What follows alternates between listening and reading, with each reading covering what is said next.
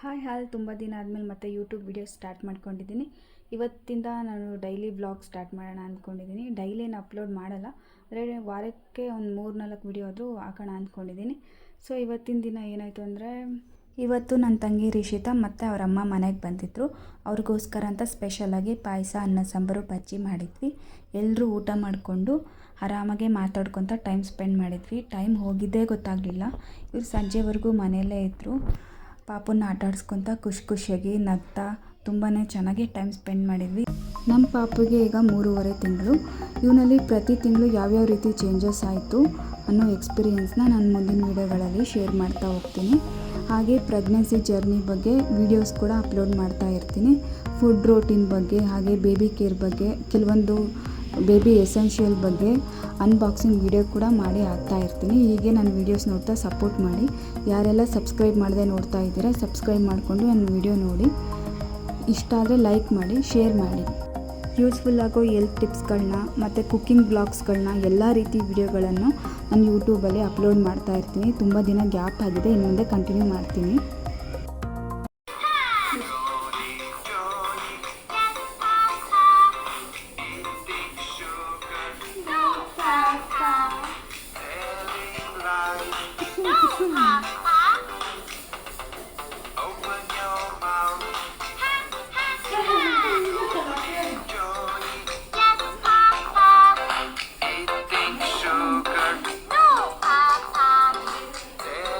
Change ಮಾಡಿಲ್ಲ, ಅವನು dance ಮಾಡ್ತಾನೆ.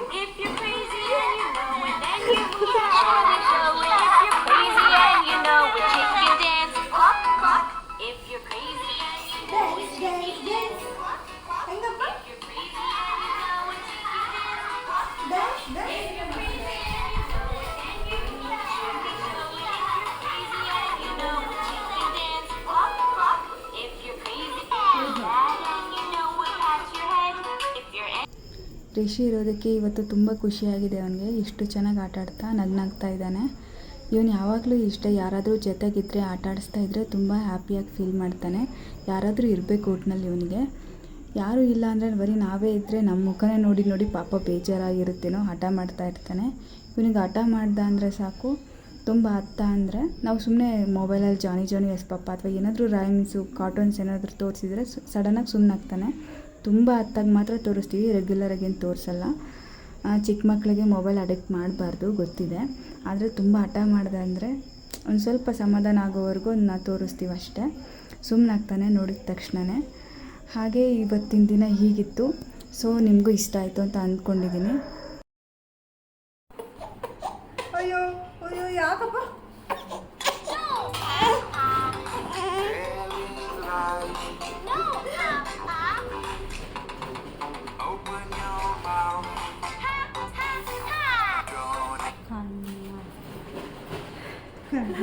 ಈಗಳು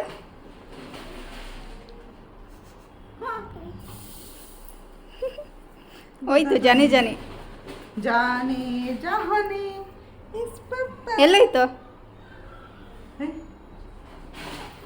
ಇಲ್ಲಿ ಎಷ್ಟು ಗೊತ್ತಾಗುತ್ತೆ.